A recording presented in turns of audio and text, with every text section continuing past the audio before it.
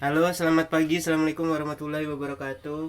Perkenalkan, nama saya Novian dengan NIM 04441963. Kali ini saya akan menjelaskan tentang tugas 3, tugas praktek 3 dari pemrograman berbasis desktop, yang dimana tugas praktiknya ini pertama, kita disuruh untuk membuat kelas abstrak bernama menu item yang akan menjadi kelas dasar untuk semua menu item dalam restoran. Kelas ini harus memiliki atribut yang sama, yaitu memiliki atribut string dengan harganya atributnya double dan kategorinya juga masuk ke dalam string. Sedangkan untuk definisikan mode abstrak tampil menu yang akan digunakan untuk menampilkan informasi tentang item menu itu menggunakan metode abstrak dari tampil menu. Oke, di sini langsung aja. Saya mencari menu item ya. Di sini ada 5 jenis. Kalau kita buat dari awal. Yang pertama, subclass menu item.java. Di sini menu item dapat kita lihat menggunakan string. Terus di sini juga menggunakan string.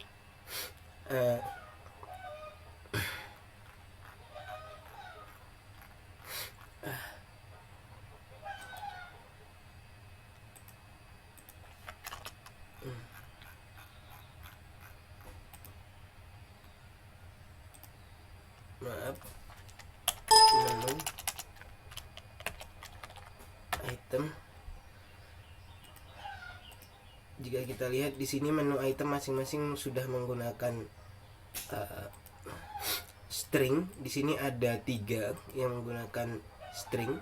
Lalu jika kita scroll ke bawah, tidak ada lagi di situ menggunakan menu item, karena menu item ini adalah menu dasar yang menampilkan makanan, minuman, dan harga pokok. Lalu selanjutnya, buatlah 3 kelas turunan dari menu item, yaitu makanan, minuman, dan diskon. Di sini kita cari aja langsung makanan. Nah, di sini ada jenis-jenisnya, yaitu makanan nasi goreng harganya 20.000, pesanan biasa.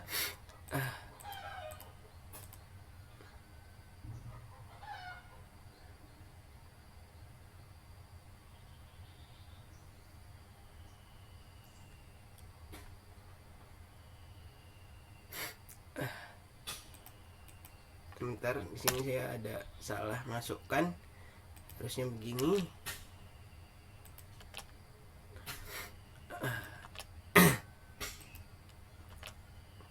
Nah, di sini kita bisa melihat di sini ada makanan dan minuman. Lalu ketika kita scroll ke bawah, di situ nanti akan ada yang namanya diskon. Karena tidak terlalu jelas, kita langsung cari aja di sini ya.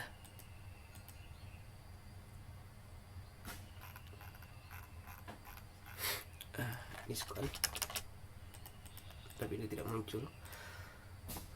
Oke, lalu selanjutnya kelas makanan dan minuman adalah subkelas dari menu item dan harus memiliki atribut tambahan yang sesuai dengan jenisnya. Misal, jenis makanan dan jenis minuman. Implementasikan metode tampil menu untuk menampilkan informasi khusus tentang makanan dan minuman.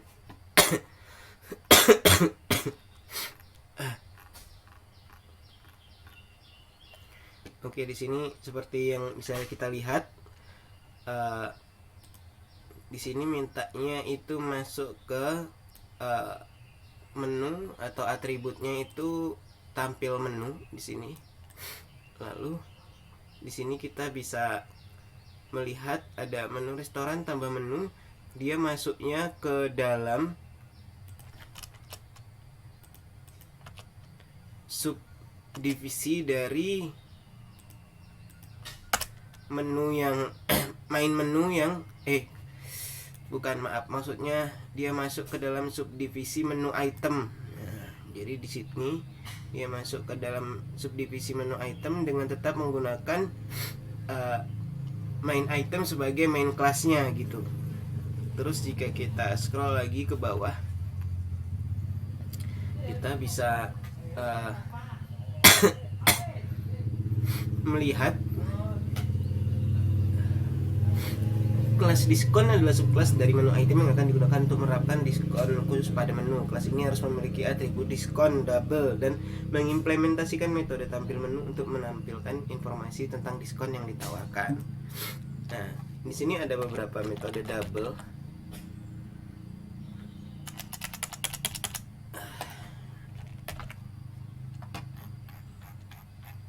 Bentar, dia tidak mau mencari ya.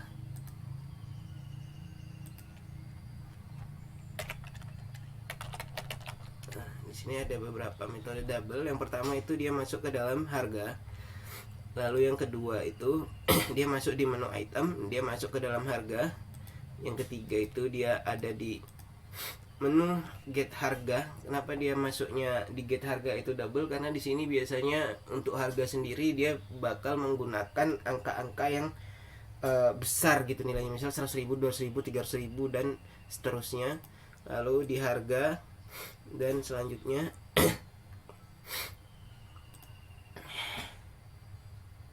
di bagian makanan dia menggunakan double, sama juga alasannya seperti yang di atas, yaitu dikarenakan harga sebuah makanan jika mungkin ada yang beli 10, 20, 30, dia harganya bakal makin banyak, makanya dibuat di situ double. Oh iya, di sini kita tadi belum menjelaskan tentang kelas diskon, ada subkelas atribut diskon. Jadi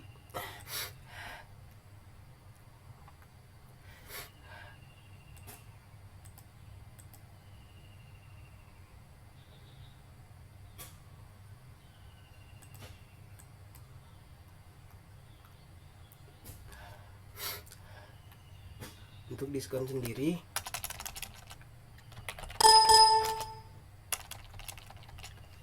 diskon potongan.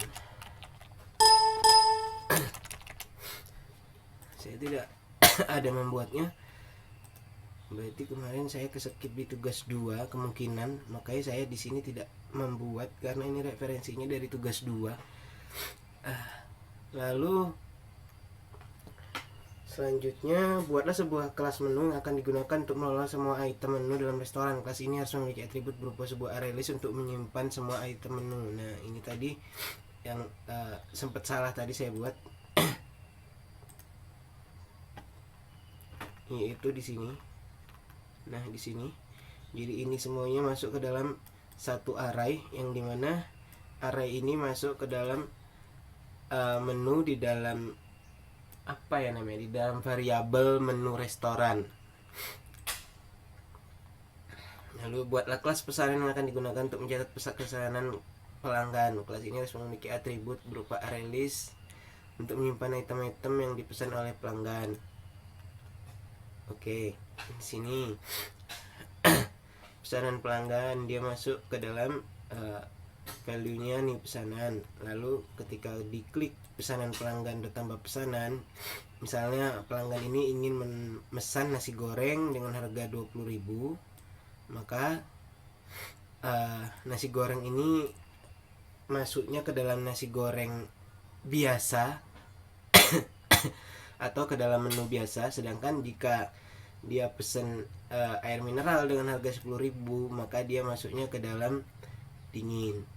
Ini opsi-opsi seperti dingin lalu biasa ini sebenarnya hanya tambahan aja untuk membedakan antara misalnya air mineral, es teh dengan teh hangat, atau dengan menu-menu yang akan ditambahkan selanjutnya begitu. Lalu implementasikan konsep inheritance dengan benar antara kelas-kelas ini. Nah, di sini konsep inheritance-nya berjalan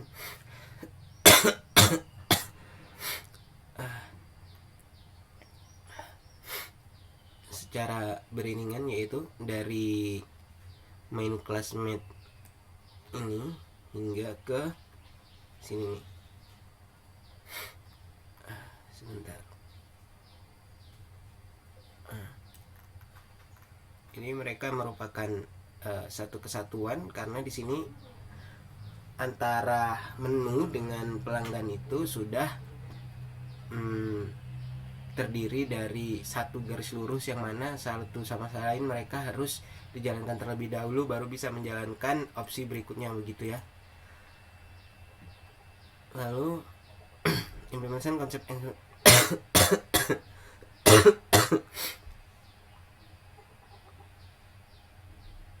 program harus memiliki menu utama yang memungkinkan pengguna untuk menambahkan item baru ke menu.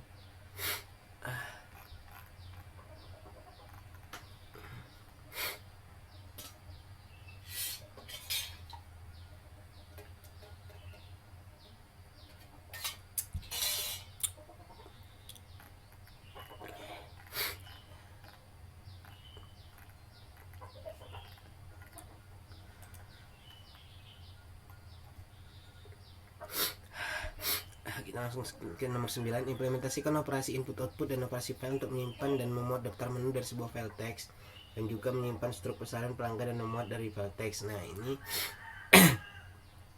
dari sini,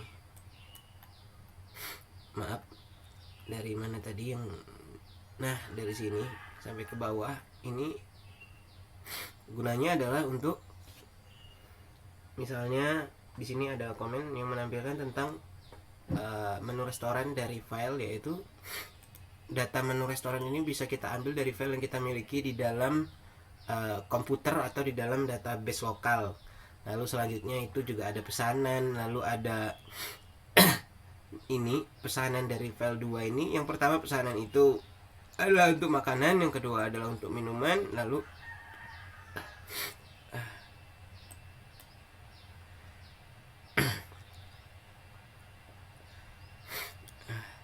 jika ingin menyimpannya di sini kita bisa masukkan juga ke perangkat lokal dari daftar menu. Nah, ini juga fungsinya sama, yaitu jika kita ingin memanggil daftar menu dari file, kita bisa menggunakan perintah seperti ini. Di sini menggunakan private karena kode di sini belum ini ya, belum untuk dieksekusi, makanya dia masih menggunakan private. Di bagian terakhir di sini ada metode memuat daftar pesanan dari file, yaitu menggunakan masih private static pesanan, memuat daftar pesanan. Lalu pesanan di sini kita masukkan 0 jika dia tidak memesan sama sekali.